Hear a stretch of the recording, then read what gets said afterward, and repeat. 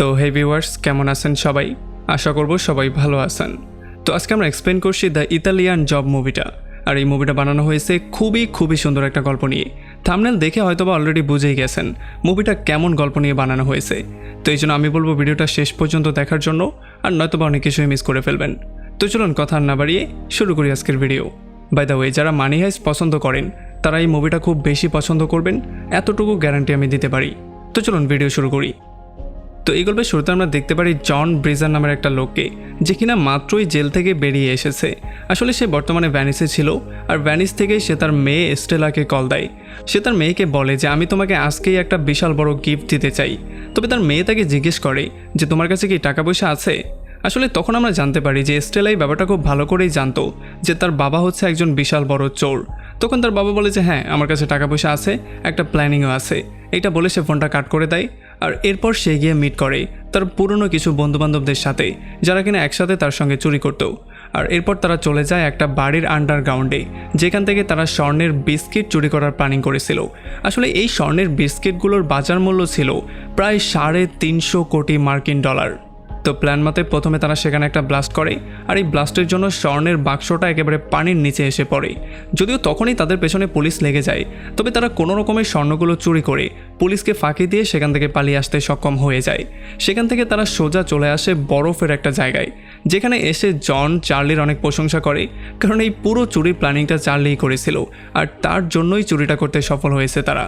তবে এর একটু পরে যখন তারা আরও একটু সামনে যাওয়ার ট্রাই করে, তখন একটা ব্রিজের উপরে স্টিভের লোকজন তাদের সামনে চলে আসে। আর তখনই স্টিভ হ্যান্ডসাম রবের মাথায় গান পয়েন্ট করে, আর সোজা তার লোকজন পেছন থেকে স্বর্ণগুলো বের করে নিয়ে যাওয়া শুরু করে। আর যখন এই ব্যাপারগুলো দেখার পরে জন গাড়ি থেকে বাইরে বের হওয়ার ট্রাই করে, তখন স্টিভ তাকেও গান পয়েন্টে নিয়ে নেয়।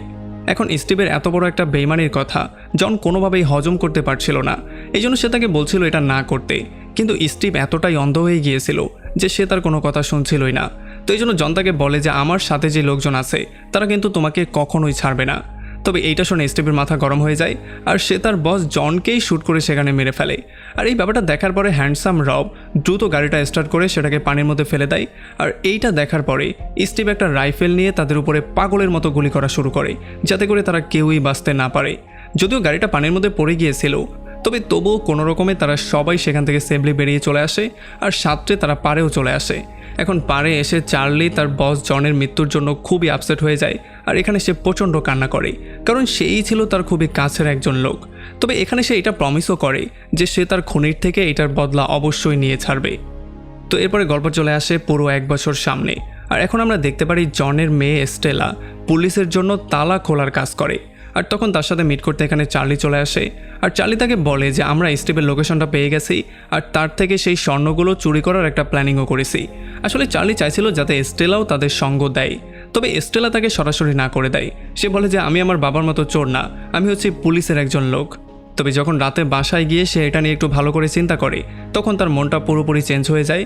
এই জন্য সে চার্লিকে কল দিয়ে বলে দেয় যে যখন আমি স্টিভের থেকে এই স্বর্ণগুলো চুরি করব, তখন তার ফেসটা আমি একটু দেখতে চাই, তার ফেসের কি রিয়াকশন হয় সেইটা আমি খুব উপভোগ করব। তো এরপরে পরদিন সকালবেলা চার্লি স্টেলাকে নিয়ে বাকি সবার সাথে মিট করিয়ে দেয়, আর এরপর তারা প্ল্যানিং করা শুরু করে কিভাবে তারা সেই ঘরের মধ্যে চুরি করবে। প্রথমে তারা দূরবীন দিয়ে সেই ঘরের চারপাশ চেক করে, কোথায় কোথায় সিসিটিভি ক্যামেরা আছে, কোথায় কোথায় সিকিউরিটি আছে, এই ব্যাপারগুলো তারা খুব ভালো করে নোটিস করে নেয়। আর এরপর তারা এস্টেলাকে একজন আননোন পার্সন হিসেবে তার বাসায় পাঠানোর সিদ্ধান্ত নেয়, কারণ তাদের মধ্যে শুধুমাত্র এস্টেলাই ছিল একমাত্র একজন যাকে কিনা এখন পর্যন্ত স্টিভ চিনত না। আর তখন এদিকে আমরা দেখতে পারি স্টিভ ইয়েভেন নামের একটা লোকের কাছে 4টা স্বর্ণের বিস্কিট বিক্রি করে। এগুলোর জন্য ইয়েভেন খুবই হ্যাপি হয়ে যায়, আর সে তার সাথে প্রমিসও করে যায় যে পরবর্তীতে সে তার থেকে আরও অনেক বিস্কিট কিনতে আসবে। আর তখন এদিকে আমরা দেখতে পারি চার্লি তার পুরো টিম নিয়ে স্টিভের প্রত্যেকটা পদক্ষেপের উপরে নজরদারি করছিল। সে কোথায় যায়, কি করে, সেই সমস্ত ব্যাপারগুলো তারা নজরদারির মধ্যে রাখছিল। এখন তারা ফাইনালি সিদ্ধান্ত নিয়ে নেয় তারা এস্টেলাকে টিভি ঠিক করার মেকানিক হিসেবে সেই বাড়ির মধ্যে প্রবেশ করাবে। তবে এইটার জন্য একটা মেকানিককে তাদের পটাতে হবে। এই জন্য রব গিয়ে একটা মহিলা মেকানিকের সাথে কথাবার্তা বলে, আর তাকে খুবই মিষ্টি মিষ্টি কথার জালে ফাঁসিয়ে সে তার সাথে একটা রাতও কাটিয়ে ফেলে। আর যখন রব সেখান থেকে ব্যাক করছিল, তখন সে তার ইউনিফর্ম আর তার কারের চাবিটা পর্যন্ত চুরি করে ফেলে। মানে মেয়ের সাথে থাকলেও, সব কিছু করলেও, আবার তার জিনিসপত্রও চুরি করে ফেললো। যাই হোক, এরপরে সে যখন এগুলো এনে এস্টেলাকে দেয়, তখন এস্টেলা খুব দ্রুতই নিজেকে রেডি করে ফেলে। আর এরপরে লেফট ইয়ার গিয়ে স্টিভের ঘরের টিভির লাইনটা কেটে দেয়, যাতে করে স্টিভ মেকানিকদেরকে দ্রুত কল দেয়। আর এরপরে যখন স্টিভ টিভির জন্য কল দেয়, তখন লেফটিয়ারি তার সঙ্গে কথাবার্তা বলে স্টেলাকে তার রুমের মধ্যে পাঠিয়ে দেয়। স্টেলা ইউনিফর্মটা পরে ফিটফাট হয়ে ছোট্ট একটা ক্যামেরা লাগিয়ে তারপরে চলে যায় তার বাসায়। তবে যখনই স্টিভ স্টেলার মতো সুন্দর একটা মেয়েকে দেখতে পারে, তখন সে আর নিজেকে ঠিক রাখতে পারে না, তাকে খুবই বেশি পছন্দ হয়ে যায়। এই জন্য সে এখানে নিজের বড়লোকি ভাব দেখানো শুরু করে। তার কাছে কি আছে না আছে সেই ব্যাপারগুলো তার সামনে শো করা শুরু করে। তবে এই ক্যামেরার সাহায্যে চার্লি আর তার পুরো টিম ঘরের কোনায় কোনায় কি আছে পুরো নকশাটা তারা পেয়ে যায়। আর এদিকে স্টিভ বারবার করে তাকে পটানোর ট্রাই করছিল, যদিও স্টেলা তাকে প্রথমবার পাত্তা দিচ্ছিল না। তবে একটু পরে যখন স্টিভ তাকে ডেটে যাওয়ার জন্য অফার করে, তখন স্টেলা রাজি হয়ে যায়। আর এরপরে যখন ফাইনালি সে সেখান থেকে ব্যাক করে, তখন চার্লি তার পুরো টিমের সাথে মিলে কিভাবে কি করবে সেই সমস্ত প্ল্যানিংটা করে। তারা প্রথমেই ছোট্ট একটা গাড়ির মধ্যে স্বর্ণের যতটুকু ওজন ততটুকু ওজনের লোহা দিয়ে দেয়, আর এরপরে স্টেলাকে গাড়িটা চালাতে বলে। তবে খুব শীঘ্রই তারা বুঝতে পারে যে আসলে এত ওজন নিয়ে এই গাড়িটা কোনোভাবেই চলতে পারবে না, গাড়ির মধ্যে পুরোটা স্বর্ণ একসাথে ঢোকানো যাবে না। এই জন্য তারা চলে আসে রেঞ্জ নামের একটা মেকানিকের কাছে, যে কিনা তাদের রিকোয়ারমেন্ট অনুযায়ী তাদেরকে যেই কোনো কার বানিয়ে দিতে পারবে। আর এদিকে আমরা দেখতে পারি লায়েল পুরো ট্রাফিক সিস্টেমটাকেই হ্যাক করে ফেলে। আর এই ট্রাফিক সিস্টেম হ্যাক করে ট্রাফিক লাইটগুলোকে নিজের মতো করে কন্ট্রোল করে সে চার্লিকে রাস্তার মধ্যে ট্রাফিক জ্যাম লাগিয়েও দেখায়। আর এগুলোর জন্য চার্লি তার উপরে খুবই হ্যাপি হয়ে যায়। আর খুব শীঘ্রই লেফটিয়ার ওই মিশনের জন্য বম বানানো শুরু করে, আর একটা পর্যায়ে সে খুব ভালো একটা বম বানিয়েও ফেলে। আর তখন এদিকে রেঞ্জও একটা গাড়ি কমপ্লিট করে ফেলে। আর এই গাড়িগুলো নিয়ে চার্লি আর তার পুরো টিম বেরিয়ে পড়ে এগুলোকে টেস্ট করার জন্য। আর এত সুন্দর গাড়িগুলো পাওয়ার পরে তারা খুবই হ্যাপি হয়ে যায়। আর তখন এদিকে আমরা দেখতে পারি স্টিভ এখনও কিছু স্বর্ণের বার বিক্রি করার জন্য চলে আসে ইয়েভেনের কাছে। আর যখন সে ইয়েভেনের রুমের মধ্যে ছিল, তখন কথায় কথায় ইয়েভেন তাকে সেই চুড়ি সম্পর্কে বলে, যেই চুড়িটা ভ্যানিসে হয়েছিল, তাও অনেক বড় স্বর্ণের একটা চুড়ি। তবে এইটা শোনার পরে স্টিভ একটু নার্ভাস হয়ে যায়। আর সেই ইয়েভেনের গলায় ধরে তাকে জিজ্ঞেস করে যে এই চুড়ি সম্পর্কে তুমি কাকে কাকে বলেছো। যদিও সে বলছিল বারবার করে যে আমি কাউকেই বলিনি, তবে স্টিভ প্রচণ্ড রাগ করে তাকে টেবিলের উপরে একটা আছাড় দিয়ে ফাইনালি তাকে গুলি করে সেখানেই মেরে ফেলে। আর একটু পরে এখানে ইয়েভেনের ভাই ম্যাসকবও চলে আসে, যে কিনা যখনই তার ভাইয়ের লাশ দেখতে পারে তখন তার মাথাটা প্রচণ্ড গরম হয়ে যায়। আর তখন আমরা জানতে পারি সে হচ্ছে গিয়ে ইউক্রেনের একজন মাফিয়ার লিডার। এই জন্য সেও ফাইনালি সিদ্ধান্ত নিয়ে ফেলে সে স্টিভের থেকে যেই কোনো মূল্যে তার ভাইয়ের মৃত্যুর বদলা নিয়েই ছাড়বে। আর তখন এদিকে আমরা দেখতে পারি লেফটিয়ার আর চার্লি স্কিনিপিন নামের একটা গুন্ডার থেকে বন্দুক কিনতে চলে আসে। যদিও আসার আগে চার্লি লেফটিয়ারকে বলে দিয়েছিল যে স্কিনিপিটের দিকে খুব বেশিক্ষণ তাকিয়ে থাকতে না। তবে যখনই লেফটিয়ার স্কিনিপিটকে দেখতে পারে, তখন সে হাঁ করে তার দিকে তাকিয়েছিল, কারণ সে নিজে হচ্ছে গিয়ে পুরো হ্যাংলা পাতলা, আর স্কিনিপিট হচ্ছে একটা হাতির মতো মানুষ, যে কিনা যেমন মোটা তেমনই লম্বা, তাকে দেখতে গন্ডারের মতো লাগে। অন্যদিকে ম্যাসকপ আর তার সমস্ত লোকজন মিলে তার ভাইয়ের খুনিকে পাগলের মতো খোঁজা শুরু করে। তারা ইয়েভেনের একটা কর্মচারীকে এনেও জিজ্ঞাসাবাদ করে। আর যখন তাকে একটু ফোর্স করা হয়, তখন সে বলে যে বিশাল বড় চুলওয়ালা মোটা হাতির মতো দেখতে একটা লোক তার থেকে মাঝে মধ্যেই স্বর্ণের বার কিনতে আসতো। আর এটা শোনার পরে ম্যাসকপ বুঝতে পারে যে তারা স্কিনিপিটের কথা বলছে। এই জন্য সে দ্রুত চলে আসে স্কিনিপিটের আস্তানায়। সে এসে তাকে স্বর্ণ আর তার ভাইয়ের মৃত্যুর মধ্যে কি কানেকশন সেই ব্যাপারগুলো জিজ্ঞাসাবাদ করা শুরু করে। অন্যদিকে চার্লি আর তার সমস্ত ফ্রেন্ডরা তাদের মিশনের পরবর্তী ধাপে যাওয়ার জন্য ফুললি রেডি ছিল। আমরা দেখতে পারি লায়েল স্টিভের বাসার সামনে দাঁড়িয়ে তার উপরে নজরদারি করছিল। আর যখন সে বাইরে বেরিয়ে চলে যায়, তখন সেই ইনফরমেশনটা তাদের সবাইকে দিয়ে দেয়। আসলে স্টিভ বাইরে বেরিয়েছে স্টেলার সাথে ডেটে যাওয়ার জন্য। আর যখনই ফাঁকা বাসা পেয়ে চার্লি আর তার পুরো টিম দ্রুত চুরি করতে যায়, তখন তারা দেখতে পারে স্টিভের পাশের যে নেবার ছিল সে এখানে একটা পার্টি করছে। মানে এতগুলো মানুষের মধ্যে এখানে বিশাল বড় একটা ধামাকা করে একটা বোম ব্লাস্ট করে তারা কখনোই পালিয়ে যেতে পারবে না। এই জন্য তাদেরকে বাধ্য হয়েই প্ল্যানটা ক্যান্সেল করতে হয়। আর স্টেলাকেও বাধ্য হয়ে স্টিভের মতো একটা জঘন্য লোকের সাথে ডেট করতে যেতে হয়, যে কিনা তার নিজের বাবাকেই খুন করেছে। আর এরপর যখন তারা রেস্টুরেন্টে খাবার দাবার খাচ্ছিল, তখন স্টিভ বারবার করে স্টেলার সৌন্দর্যের প্রশংসা করছিল। আর ফাইনালি একটা পর্যায়ে সে তাকে রুমে যাওয়ার জন্য বলে। তবে স্টেলা তাকে সরাসরি না করে দিয়ে বলে যে আমি মানুষের উপরে বিশ্বাস তো করি, তবে মানুষের মধ্যে লুকিয়ে থাকা যেই জানোয়ার আছে সেটাকে আমি কখনোই বিশ্বাস করতে চাই না। আসলে এই ব্যাপারটা তার বাবা জন প্রায় সময়ই সবাইকে বলতো।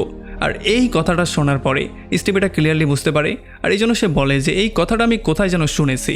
আর এইটা বলেই সে তার হাতটাকে শক্ত করে ধরে ফেলে। তবে তখনই রেস্টুরেন্টে পুরো টিমটা চলে আসে। আর টিমের সমস্ত মেম্বারদেরকে জীবিত দেখার পরে এখানে স্টিভ প্রচণ্ড ভয় পেয়ে যায়। আর সে বুঝতে পারে সে এখানে কোনোভাবেই সেভ না। এই জন্য সে তার হাইটেক সিকিউরিটি সম্পর্কে তাদেরকে বলা শুরু করে। সে বলে যে আমি এত ভালোভাবে আমার সিন্দুকটাকে সিকিউর করেছি যে তোমরা চাইলেও বম দিয়ে সেটাকে তো খুলতে পারবে না। আর এইটা শোনার পরেই চার্লি তার মুখের উপরে জোরে একটা পাঞ্চ করে দেয়। আর এরপর তারা সবাই মিলে চলে আসে আবারও তাদের আড্ডায়। আর এখানে সে স্টেলাকে শান্ত করে, কারণ স্টেলা খুবই হাইপার হয়ে গিয়েছিল। একটু পরে লাইল এসে চার্লিকে একটা খবর দেয় যে স্টিভ তার সমস্ত স্বর্ণগুলোকে ইতালি পাঠিয়ে দেওয়ার একটা ব্যবস্থা করছে। আর এটা শোনার পরেই চার্লির মাথায় একটা বুদ্ধি চলে আসে। সে চিন্তা করে যে এই স্বর্ণগুলোকে তারা চাইলে রাস্তার মধ্য থেকেই চুরি করতে পারে। তবে তখন হ্যান্ডসাম রব তাকে বলে যে তুমি কি তাকে পাগল মনে করেছো? তুমি মাত্রই গিয়ে তার সাথে মিট করে আসলে, তার মুখের উপরে একটা পাঞ্চও করে এসেছো। সে কি স্বর্ণগুলোকে সিকিউরিটি ছাড়াই নিয়ে যাবে? সে বিশাল বিশাল হেলিকপ্টার রাখবে, তার বড় একটা ফোর্স বাহিনী থাকবে এই স্বর্ণগুলোকে গার্ড দেওয়ার জন্য। আর এর একটু পরে স্কিনিপিট চার্লিকে কল দিয়ে ইয়েভেনের মৃত্যু সম্পর্কে জিজ্ঞেস করে। তবে চার্লি তাকে সরাসরি না করে দেয়। সে বলে যে এগুলো সম্পর্কে আমি তেমন কিছু জানি না। আর এরপর সে রবকে নিয়ে চলে আসে নতুন একটা ট্রাক খুঁজে বের করার জন্য। আর ফাইনালি তারা একটা ট্রাক কেনার পরে রেঞ্জকে কাজ দেয় এটাকে নতুন করে মডিফাই করার জন্য। আর তখন রেঞ্জ তাকে বলে যে তোমাদের সঙ্গে আমিও জয়েন করতে চাই, কারণ আমিও চাই একটা চুরির পার্ট হতে।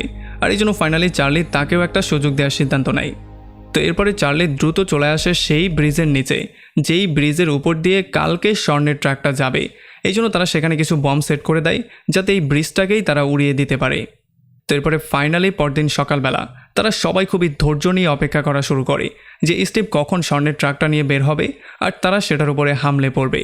তবে স্টিভ হচ্ছে খুবই চালাক একটা লোক, এই জন্য সে তাদেরকে কনফিউজ করার জন্য পুরো 3টা ট্রাক নিয়ে আসে। তবে চার্লি এই ব্যাপারটা আগে থেকেই জানতো, এই জন্য সে সবাইকে ইনস্ট্রাকশন দিয়ে দিয়েছিল যে আমরা শুধুমাত্র সেই ট্রাকটাকেই ফলো করব যেইটার সঙ্গে সঙ্গে হেলিকপ্টার যাবে। আর এরপরে চার্লি লাইলকে কল দিয়ে 3টা ট্রাকেরই ভার চেক করার জন্য বলে। আসলে তার মনে হচ্ছিল যেটার মধ্যে সবচেয়ে বেশি ভার হবে সেইটার মধ্যেই হয়তোবা সবচেয়ে বেশি স্বর্ণ থাকবে, মানে স্বর্ণগুলো সেটার মধ্যেই ট্রান্সপোর্ট করা হবে।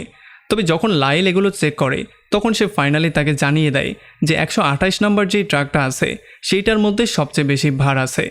এখন যখনই তারা সমস্ত ট্রাকগুলোকে ফলো করছিল তখন হঠাৎই 3 রাস্তার মোড়ে এসে 3টা ট্রাক 3 দিকে চলে যায়। এখন তারা সবাই পুরোপুরি কনফিউজ হয়ে যায়। তবে তখন আমরা দেখতে পারি লাইল ট্রাফিক সিগন্যালকে কন্ট্রোল করে 128 নম্বর ট্রাকটা যেদিকে গিয়েছে সেদিকে ট্রাফিক জ্যাম করে দেয়। আর উপর থেকে স্টিভ ওই সমস্ত ব্যাপারগুলো দেখছিল, এই জন্য সে তার পাইলটকে বলে দ্রুত পেছনে ব্যাক করার জন্য। আর তখন লাইল ট্রাফিক কন্ট্রোলের সিগন্যালকে কন্ট্রোল করে 128 নম্বর ট্রাকটার রাস্তাটাই চেঞ্জ করে দেয়। আর তখনই চার্লি আর তার পুরো টিম তাদের গাড়ি নিয়ে চলে আসে। তারা এত ভয়ঙ্করভাবে ড্রাইভ করছিল যে তারা সিঁড়ি দিয়ে পর্যন্ত ড্রাইভ করে পার হয়ে যায়। তারা ফাইনালি মেট্রো স্টেশন দিয়ে যখন যাচ্ছিল তখন লাইল একটা বাটনে প্রেস করে মেট্রো ট্রেনটা পর্যন্ত থামিয়ে দেয়, যাতে করে কোনো বাধা ছাড়াই তারা খুব দ্রুত সেই পুলের কাছ পর্যন্ত পৌঁছাতে পারে। তো এরপরে ফাইনালি তারা চলে আসে সেই জায়গায় আর তারা ওয়েট করা শুরু করে রেঞ্জের ইশারার জন্য। আর যখন উপরে দাঁড়িয়ে থাকা রেঞ্জ দেখতে পারে সেই ট্রাকটা পুলের উপরে চলে এসেছে তখন সে তাদেরকে একটা সিগন্যাল দিয়ে দেয়। আর এই জন্য তারা যখনই নিচের বোমটা ব্লাস্ট করে দেয় তখন সেই রাস্তাটা ফাঁকা হয়ে যায় আর ট্রাকটা সোজা এসে নিচে পড়ে। আর তখনই রেঞ্জ একটা বাটনে প্রেস করে সেই রাস্তাটার উপরে একটা ঢাকনাও দিয়ে দেয়। আর তখন স্টিভও দ্রুত তার লোকজনকে বলে সেই ট্রাকটাকে খুঁজে বের করার জন্য। এখন নিচে তারা ট্রাকটা তো পেয়ে গেছে, তবে যখনই তারা ট্রাকটা ওপেন করে তখন তারা পুরোপুরি শক্ট হয়ে যায়। তারা দেখতে পারে এখানে যেই সিন্দুকটা আছে সেটা সেই সিন্দুক না যেটা স্টেলা স্টিভের ঘরের মধ্যে দেখতে পেয়েছিল। এই জন্য ফাইনালি তারা এইটাকেই খোলার সিদ্ধান্ত নেয়। তবে স্টেলা বলে যে এইটার যেই পাসওয়ার্ড সেটা বের করা খুবই মুশকিল। এই জন্য তারা ফাইনালি সিদ্ধান্ত নেয় তারা ড্রিল মেশিন দিয়ে এটাকে যেই কোনো মূল্যে কাটবে। এখন অনেক চেষ্টার পরে ফাইনালি তারা ড্রিল মেশিন দিয়ে কোনো রকমের লকটা খুলে ফেলে। আর যখনই তারা ওপেন করে তখন তারা দেখতে পারে সমস্ত স্বর্ণগুলো এখানে আছে। এখন দ্রুত তারা স্বর্ণগুলো নিয়ে তাদের গাড়িগুলো ভর্তি করে ফেলে আর দ্রুত সেখান থেকে পালিয়ে যাওয়া শুরু করে। তবে খুব শীঘ্রই স্টিভের লোকজনও তাদেরকে এসে ফলো করা শুরু করে। খুব শীঘ্রই স্টিভের লোকজন চার্লির লোকজনের উপরে গুলি করা শুরু করে। আর এগুলো দেখার পরে চার্লিও তাদেরকে জবাব দেওয়া শুরু করে। সে বারবার করে তাদেরকে চাপ দিয়ে দিয়ে ফেলে দিচ্ছিল। আর খুব শীঘ্রই তারা হাইওয়েতেও চলে আসে। তবে তখনই স্টিভ হেলিকপ্টার দিয়ে তাদের গাড়িগুলোকে দেখতে পারে আর সে হেলিকপ্টার দিয়েই তাদেরকে ফলো করা শুরু করে। যদিও একটা সময় হেলিকপ্টার থেকে বাঁচার জন্য চার্লি রাস্তাটাকে চেঞ্জ করে নিয়েছিল, তবে হেলিকপ্টার সেখানেও চলে আসে। একটা সময় তো এমনও হয়ে যায় যে চার্লির গাড়িটা হেলিকপ্টার দিয়ে কেটেই ফেলা হচ্ছিল, তবে তখন একেবারে শেষ মুহূর্তে সে গাড়িটাকে কোনো রকমে ঘুরিয়ে নিজের লাইফটাকে কোনো রকমে সেভ করে। আর যেহেতু চার্লি বেঁচে গেছে এই জন্য স্টিভ দ্রুত হেলিকপ্টার থেকে নেমে পড়ে আর কারো একটা গাড়ি চুরি করে সেও তাকে আবারও ফলো করা শুরু করে। এদিকে চার্লি একটু চালাকি করে তার পুরনো গাড়িটা ট্রেনের একটা বগির মধ্যে ঢুকিয়ে দেয় আর এরপর সে অন্য একটা গাড়ি দিয়ে তার টিমের সাথে পালিয়ে আসে। আর যখন স্টিভ দেখতে পারে চার্লি আর তার পুরো টিম ট্রেন থেকে বেরিয়েছে তখন সে পুরোপুরি শকড হয়ে যায়। তবে তখন তার নজর পড়ে রেঞ্জের উপরে, এই জন্য সে গিয়ে তার সঙ্গে কথাবার্তা বলা শুরু করে। আসলে সে মনে করেছিল রেঞ্জ এখানে কাজ করে, এই জন্য সে তাকে $5,000 ঘুষ দিয়ে সেই লুকিয়ে রাখা গাড়ির বগি পর্যন্ত নিয়ে যাওয়ার জন্য বলে। আর রেঞ্জও তার কথা মতো $5,000 নিয়ে নেয়। তবে যখনই সে রেলের বগিটাকে খুলে দেয় তখন স্টিভ পুরোপুরি শকড হয়ে যায়। সে দেখতে পারে যে এখান থেকে তো চার্লি বেরিয়েছে, আর চার্লি বেরিয়েই তার বেকুবির জন্য তাকে নিয়ে হাসা শুরু করে, কারণ সে স্বর্ণ হারিয়েছে, এখন যা টাকা পয়সা ছিল সেগুলো হারিয়েছে। তবে হঠাৎ করে স্টিভ তার গানটা বের করে চার্লিকে গান পয়েন্টে নিয়ে নেয়। আর যখনই সে তাকে শ্যুট করে মারতে যাবে তখনই এখানে ইউক্রেন গ্যাংয়ের মেম্বাররা চলে আসে আর তারা স্টিভকে গান পয়েন্টে নিয়ে নেয়। আর যখন স্টিভ জিজ্ঞেস করে তোমরা কারা, তখন সে বলে যে আমি হচ্ছে গিয়ে ইয়েভেনের ভাই। এটা শোনার পরে স্টিভের গলা একেবারে শুকিয়ে যায়, সে কিছু বলতেই পারছিল না। তবে এরপরে সে বারবার করে বলা শুরু করে যে আমি ইয়েভেনকে মারিনি, ইয়েভেনের মৃত্যুর পেছনে আমার কোনো হাতই ছিল না। তবে মাফিয়া বস তার কোনো কথাই বিশ্বাস করে না, কারণ তারা অলরেডি প্রমাণ পেয়ে গেছে। আর তখন স্টেলা ওই সুযোগটা পেয়ে তার বাবার মৃত্যুর প্রতিশোধ নেওয়ার জন্য তার মুখের মধ্যে জোরে একটা পাঞ্চ করে। আর এরপরে ফাইনালি মাফিয়ারা তাকে সেখান থেকে ধরে নিয়ে যায়। আর অন্যদিকে চার্লি আর তার পুরো টিম এত বড় একটা মিশন কমপ্লিট করার জন্য এখানে সেলিব্রেট করা শুরু করে। এখন যেহেতু তাদের কাছে এতগুলো স্বর্ণ আছে, যার মানে তারা সবাই খুবই বড় লোক, এই জন্য তারা বেরিয়ে পড়ে তাদের নতুন জীবন শুরু করার জন্য। আর এমন একটা পয়েন্টে এই পুরো মুভিটা এখানে শেষ হয়ে যায়। তো আমাকে কমেন্ট করে জানান কেমন লাগলো ভিডিও। যদি ভালো লাগে তাহলে অবশ্যই একটা লাইক করবেন, আর যদি এখনও আমাদের চ্যানেলটা সাবস্ক্রাইব করে না থাকেন তাহলে প্লিজ করে ফেলুন। তো আমাদের দেখা হবে অন্য কোনো ভিডিওতে অন্য কোনো একদিন। Till then, take care.